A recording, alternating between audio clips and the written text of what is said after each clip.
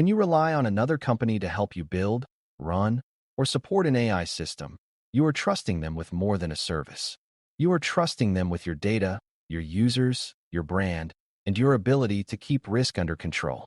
In this episode, we focus on what it means to monitor vendor controls over time, not just at the moment you first sign a contract. Monitoring is where good intentions become real safety, because it is the ongoing check that a vendor is still doing what they promised to do. The tricky part is that beginners often imagine monitoring as a single report or a simple status check, but real monitoring is a steady flow of evidence, updates, and incident notifications that you learn to interpret and act on. Before we continue, a quick note. This audio course is a companion to our course companion books. The first book is about the exam and provides detailed information on how to pass it best. The second book is a Kindle-only ebook that contains 1,000 flashcards that can be used on your mobile device or Kindle. Check them both out at cyberauthor.me in the Bare Metal Study Guide series. To monitor vendor controls, you first need to understand what a control is in this context and why it matters. A control is a safeguard that reduces a risk, such as limiting who can access sensitive data, keeping systems patched, or logging important events so problems can be detected. Vendor controls are those safeguards on the vendor side, in the vendor's people, process, and technology that help protect you while they deliver their service.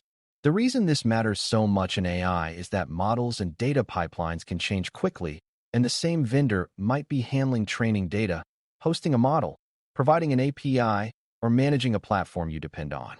If their controls weaken or drift, your risk increases even if you did nothing differently. Monitoring is how you keep your understanding of their risk posture aligned with reality instead of relying on a snapshot from months ago. A helpful way to think about monitoring is to picture a bridge that connects your organization to the vendor's environment. That bridge might be a network connection, an API integration, a data sharing arrangement, or even a human workflow where people send files back and forth. Controls are the guardrails and inspection routines that keep the bridge safe. If you inspect the bridge only once, you are assuming nothing changes. But in the real world, the weather changes, the load changes, and the materials age. Vendors change staff, adopt new tools, deploy new features, and respond to new threats. And those shifts can affect the safety of the connection between you. Monitoring is the habit of checking that the guardrails remain in place and that new cracks are noticed before they become a collapse. Evidence is the first major piece of monitoring because evidence is what turns a claim into something you can trust. A vendor can say they encrypt data or that they restrict administrator access, but monitoring asks what proof supports that statement today, not last year. Evidence can come in many forms, and beginners should not assume it always means deep technical logs or raw system output. Evidence often includes independent assessments, reports, or attestations that summarize how controls are designed and whether they are operating effectively. It can also include change notices, policy updates, training records, or summaries of security testing. The key idea is that evidence should connect to a specific control and help you answer a simple question. Is the vendor still doing the thing that reduces the risk we care about? A common misunderstanding is thinking that any document labeled as a security report is automatically good evidence. In reality, evidence has quality, and part of monitoring is learning to judge that quality. Stronger evidence is timely, specific, and tied to a clear scope, meaning it tells you what was checked, when it was checked, and what systems or services were included.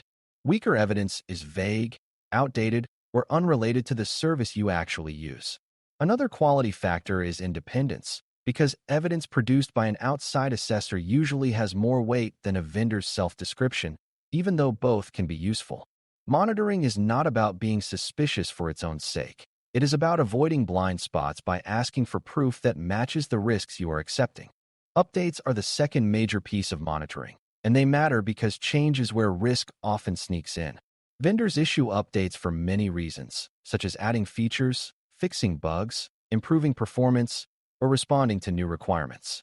In AI systems, updates may include model refreshes, changes to training data sources, modifications to prompt handling, new safety filters, or adjustments to how logs are collected.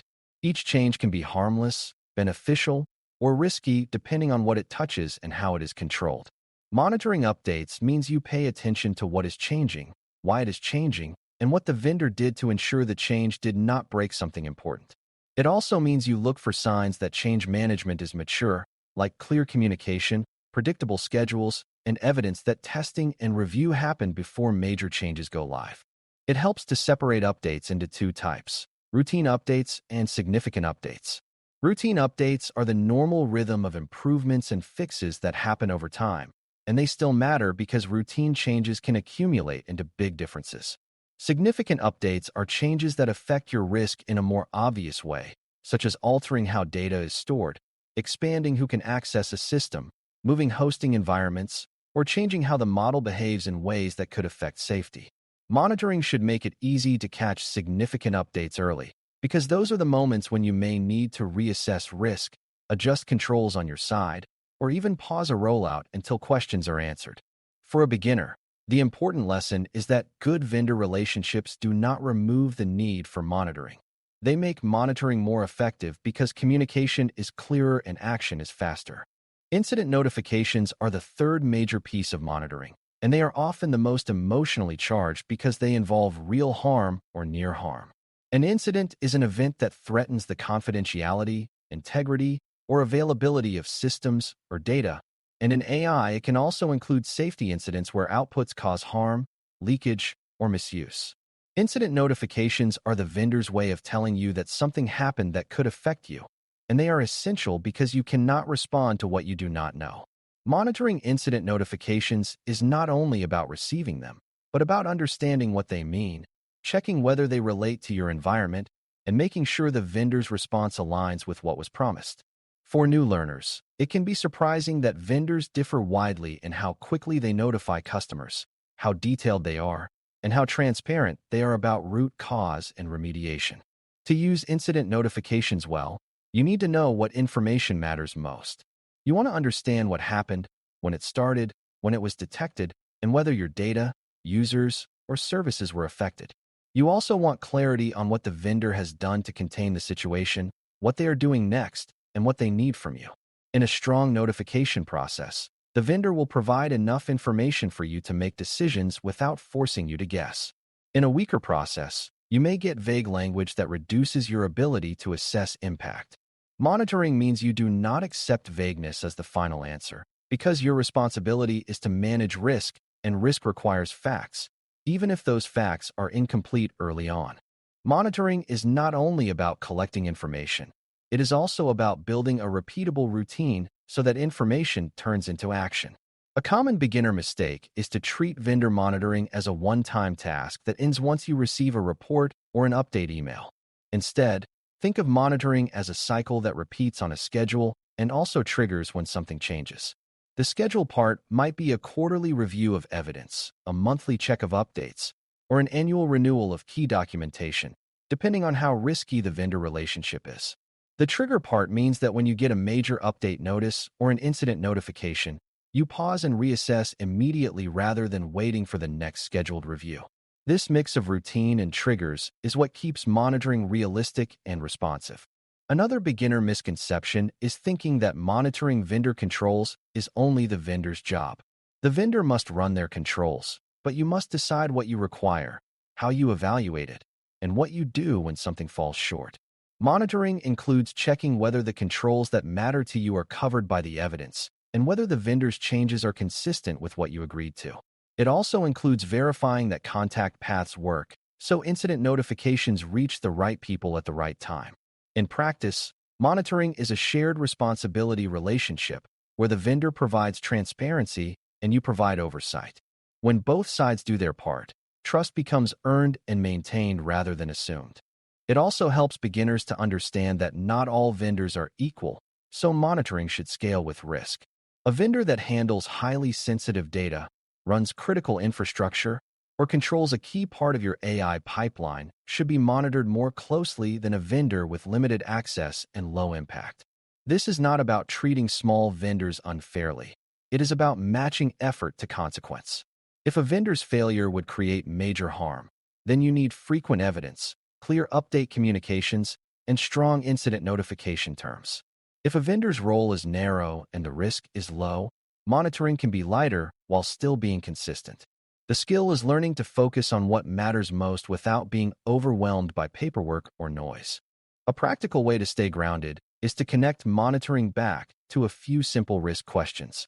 What does this vendor touch, and what could go wrong because of that access or influence?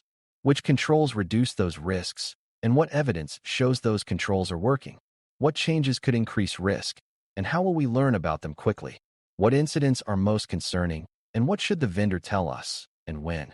These questions help you avoid two extremes: ignoring monitoring because it feels complex, or trying to monitor everything and drowning in details. Monitoring works best when it is focused, consistent, and tied to decisions you can actually make. When monitoring reveals a gap, the goal is not to punish the vendor. The goal is to reduce risk and restore confidence. Sometimes a gap is small, like evidence arriving late or a minor process inconsistency, and the response might be a request for clarification or a timeline for improvement. Sometimes a gap is serious, like repeated failures to notify, unclear scope of assessments, or changes that affect data handling without clear safeguards, and the response might require escalation and stronger requirements. Even at a beginner level, it is important to understand that monitoring should lead to outcomes, such as improved controls, better transparency, or clear decisions about whether the relationship should continue. Monitoring that never changes anything becomes performative, and performative monitoring does not protect anyone. By the end of this lesson, the main idea to hold on to is that vendor monitoring is a living process built from evidence, updates, and incident notifications that keep your understanding of risk current. Evidence helps you confirm controls are real and operating, updates help you track change before it becomes a surprise, and incident notifications help you react quickly when something goes wrong. When you treat these three streams as a continuous conversation, you reduce the chance that a vendor relationship becomes a blind spot. Over time, you develop a calm confidence that you are not guessing about vendor security because you have proof, you have awareness of changes, and you have a plan for incident communication. That is what Task 9 is really aiming for, and it is one of the most practical ways to keep AI systems safe when you do not control every piece yourself. Thanks for listening. For more audio courses, daily newsletters, and more, please visit baremetalcyber.com.